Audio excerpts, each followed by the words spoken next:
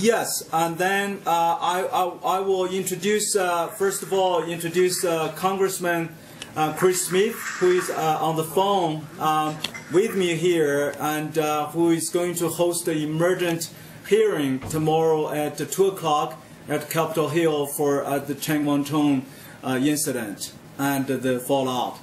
And so I would, before Congressman Smith has to go for the House floor, I want to just give you guys some opportunity, especially those of you who are with the press, to ask some questions.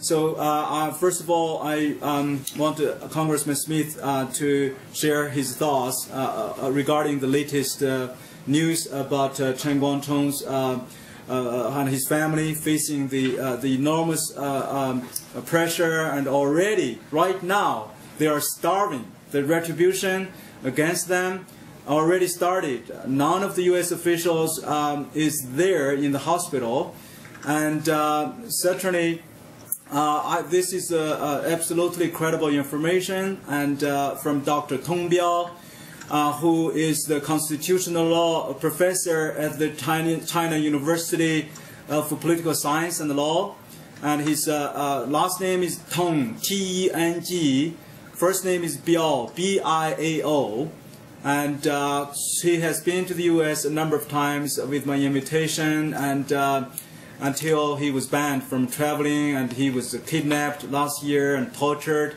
enormously. And he's a close friend of Chen Guangcheng and his whole family.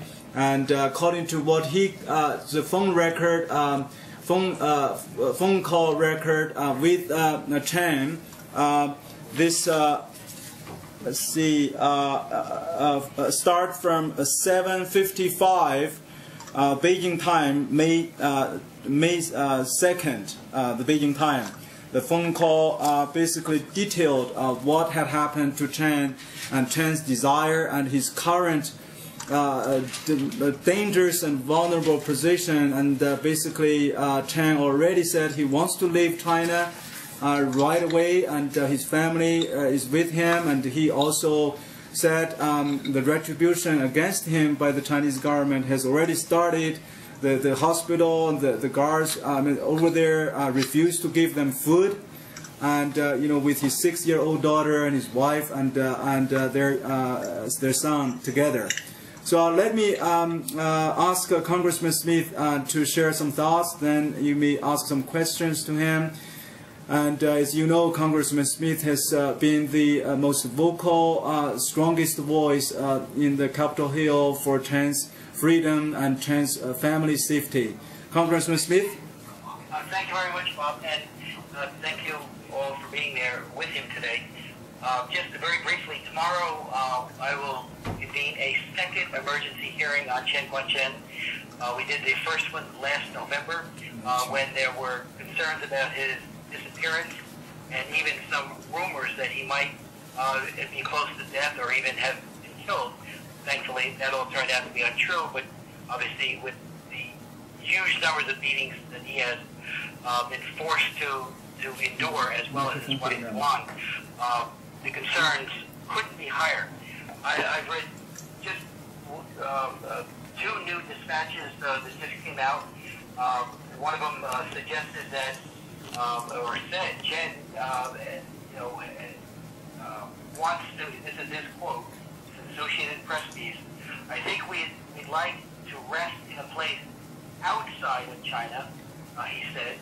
He later asked the message he conveyed to U.S. Rep. Chris Smith, a noted critic of human rights, of China's human rights record, quote, help my family and I leave safely.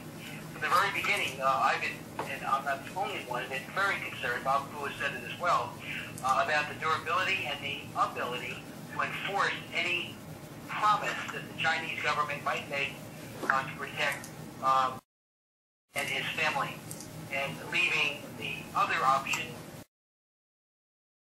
safest option for him and his family, and that would be to States, and not just for him, but for his whole family. We continue to have deep concerns about Chen Guangcheng, let me say it again, Chen Guangcheng. Wei, the nephew. Yeah. We also have concerns about Hu Pei-ron for her role, admittedly so, in facilitating his escape. So there needs to be a package deal mentality here that the family and key people that are associated with Chen Guangcheng are not retaliated against and put into the gulag or even under house arrest. So this new information is very troubling, especially according to the Associated Press, that there are no U.S. Embassy people there at the hospital. And again, when under the agreement, suggesting that Chen and his family would be relocated to a safe place, he would study at university, and that his treatment by local officials, or mistreatment, if you will, would be investigated, rings with a great deal of hollow. How is that going to be enforced? Who will monitor whether or not he is truly free and not being harassed? Remember, even when he got arrested in the first place for defending women from the cruelty of forced abortion and defending their children, who are also obviously co-victims of that forced abortion, the Chinese government, in Langley, the official, charged him with other things like obstructing traffic and some other bogus complaints, when the real reason was simply that he was trying to defend women from being forcibly aborted. So we've got to look at these promises with a great deal of concern, because they have not lived up to concerns. And now, the game changer, if you will, is that if the AP indeed is accurate, and I have no reason to believe it's not, when he said he'd like to rest in a place outside of China. So that said, my hope is that we will continue pushing. They respect his choice. There's another article that's on the wire now, and Associated Press, that friend says Chinese activist was pressured into the deal, and that raises huge problems about whether or not he was under duress when he said he wanted to stay in China. Thank you, Congressman Smith. Any questions, especially those from the press? Yes, I have a question for the Congressman. This is Molly Hennessy Fisk with the Los Angeles Times. I wondered if you could talk a little bit about your work with Bob Fu and China Aid, and about the Chen case. How unique is it? Are there other cases that you're working on as well, or concerned about? Oh, sure. I've been working, and I'm not the only one, many of us on Capitol Hill, and I do chair the House Foreign Affairs Human Rights Committee. I also chair the China Commission, which is made up of members of the House, Senate, and the Executive Branch. And I've been working in those capacities with Mr. Fu for many years. Worked on his case back when he himself was a dissident. And Frank Wolf and many other members and I have relied on the accuracy of his information time and time again. For example, when we were in, both Mr. Wolf and I were in, and he's a congressman from Northern Virginia, and the author of the International Religious Freedom Act, when we were in Beijing right before the Olympics and had several human rights issues that we were raising, and we were holding, in that case, George Bush, or taking him to task, and other members of his administration for not robustly promoting the human rights issues. It was Bob Fu who set up several members with house church pastors. Only one was allowed to meet with us. The others were all arrested and detained for a very brief period of time. But the information that he has provided has been extraordinarily accurate and actionable. So it's been a very, I'm grateful that we have someone with such a passion and with such a dedication to accuracy in combating human rights abuses in China. Thank you. Any more questions?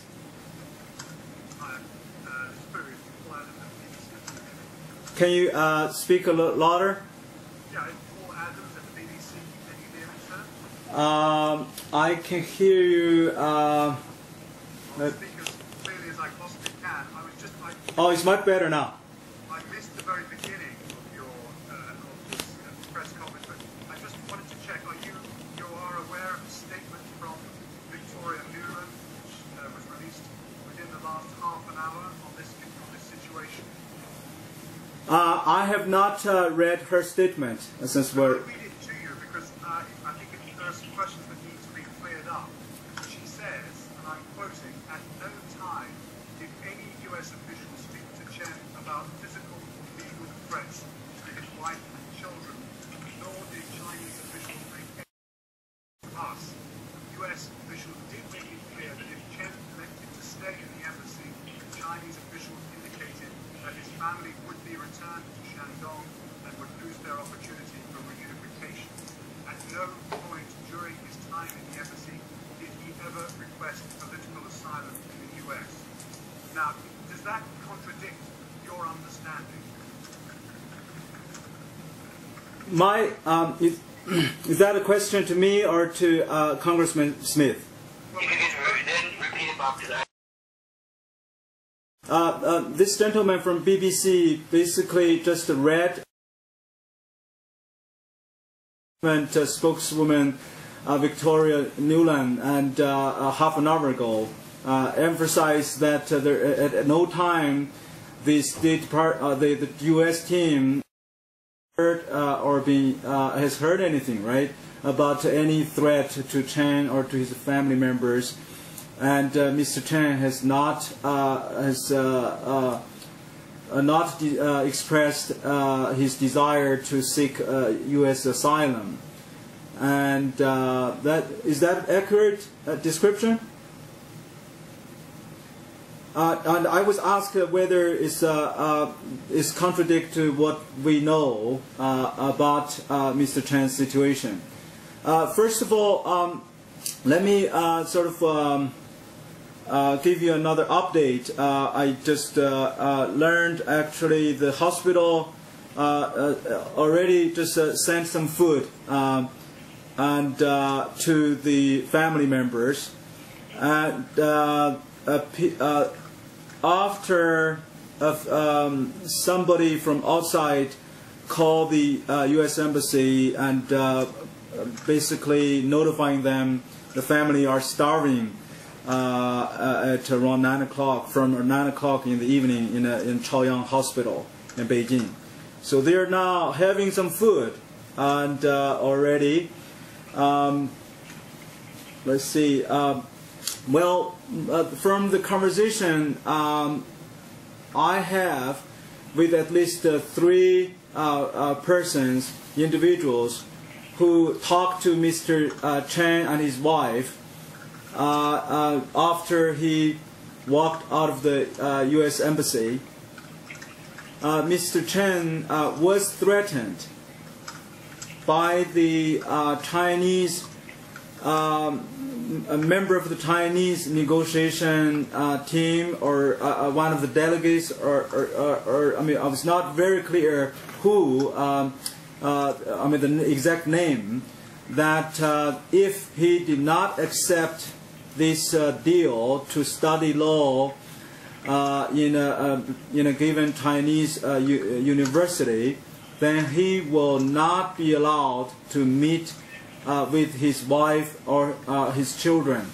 And also the threat was so specific that your wife could be, your wife will be returned to his village, their village, and could be killed. And that's also reflected in the AP piece. Yeah. And it's called an AP explosive activist now wants to leave. Yes. Their paragraph talks about that very. Again, we're not talking to him. At least I'm not. I tried to. I was told that he wanted to speak with me, and I did call the embassy and sought to set that up last night through Harold Coe, but it did not happen. That's right. That's right. From my sources, also who talked to Mr. Chen Guangcheng, that he repeatedly request to talk with you, Mr. Smith, and in the past several days, but somehow without success.